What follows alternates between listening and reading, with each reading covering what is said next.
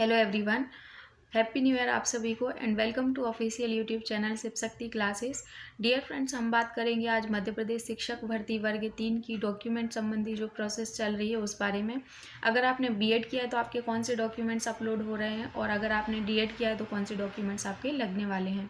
और साथ ही पूरा प्रोसेस कंप्लीट होने के बाद मतलब कि डॉक्यूमेंट अपलोड होने के बाद कुछ मोबाइल पर मैसेजेस वगैरह भी आ रहे हैं तो उनको भी मैं विद प्रूफ आपको दिखाने वाली हूँ।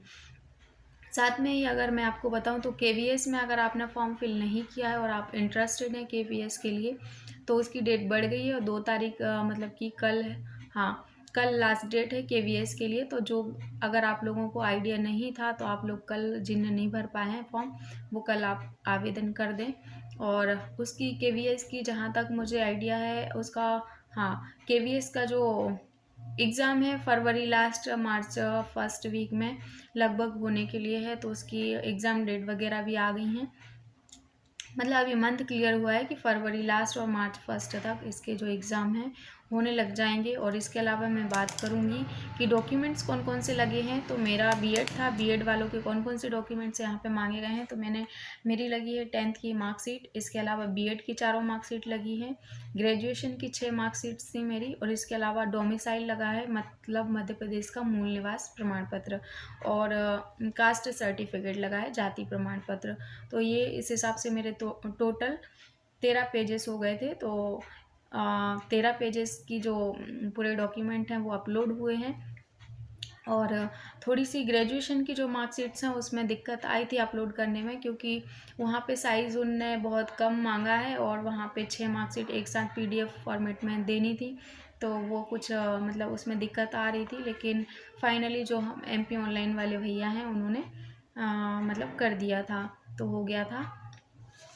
इसके अलावा मैं बात करूंगी कि कुछ, हाँ, यहाँ पे कुछ नोट लिखा हुआ आया है प्राइमरी शिक्षक के लिए शैक्षणिक एवं शिक्षण प्रशिक्षण योग्यता का चयन के बारे में। तो देखिए मैं यहाँ पे बता देती हूँ, थोड़ा सा आपको यहाँ से दिखा देती हूँ कि मेरे को जो उन्होंने दिया था, मतलब लास्ट में जो प्रिंट आउट निकाला है उसमें कुछ ये चीज़ दी है हम लोगों के लिए। तो इसको मैं आपको रीड करके दिखा देती हूँ, है ना।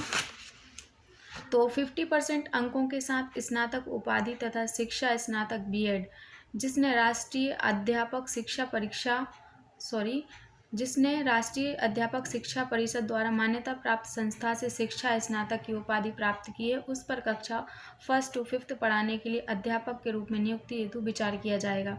जो कि हम लोगों को स्टार्टिंग से अभी तक यही चीज़ें देखने के लिए मिल रही हैं और डेली हम लोगों को कुछ ना कुछ डराने वाली खबर मिलती रहती है बीएड वालों को। अभी भी आज भी ये मुद्दा मैंने देखा है यूट्यूब पर भी काफ़ी चल रहा है। हमारे जो बीएड के जो अखिल संघ के बीएड भारतीय अखिल संघ ऐसा कुछ करके देवेश शर्मा जी हैं। तो उन्होंने भी बताया है कि कुछ लोग जो डीएड वाले हैं वो बीएड वालों को हटाने के लिए कुछ कोर्ट में कुछ याचिका वगैरह दायर करने वाले हैं। तो वो सब चीज़ें चल ही रही हैं और इसमें भी वही चीज़ लिख कर आई है कि 1st to 5th पढ़ाने के लिए विचार किया जाएगा। और इसके बाद लिखा हुआ है कि किंतु इस प्रकार अध्यापक के रूप में नियुक्त व्यक्ति को प्राइमरी शिक्षक के रूप में नियुक्त होने के 2 वर्ष के भीतर राष्ट्रीय अध्यापक शिक्षा परिषद द्वारा मान्यता प्राप्त प्राथमिक शिक्षा में 6 महीने का सेतु पाठ्यक्रम मीन्स ब्रिज कोर्स आवश्यक रूप से करना रहेगा। तो मतलब यही बोला गया है इसमें कि आपको ब्रिज कोर्स करना पड़ेगा 6 मंथ का, अगर आप लोगों को ये नियुक्ति देते हैं तो, है ना। तो ये सारी चीज़ें तो हम लोगों के साथ चल ही रही हैं, जो कि मतलब डेली टेंशन वाली चीज़ रहती है बीएड वालों के साथ। लेकिन डीएड वाले ये चीज़ समझने के लिए तैयार नहीं है, क्योंकि बीएड वालों को भैया वर्ग 2 में भी तो मौका मिल रहा है डीएड वालों को। तो मतलब खैर इन सब चीज़ों की बात हम बाद में करेंगे। अभी मैं आपको दिखा देती हूँ कि मेरा जो डॉक्यूमेंट अपलोड करे हैं तो क्या क्या चीज़ें यहाँ पे लगी हैं। देखिए ये 3 पेजेस उन्होंने दिए थे यहाँ पे, आप देख पा रहे होंगे। ये कुछ फीस का था और ये था कुछ, आप लोगों को क्लियर नहीं दिख रहा होगा।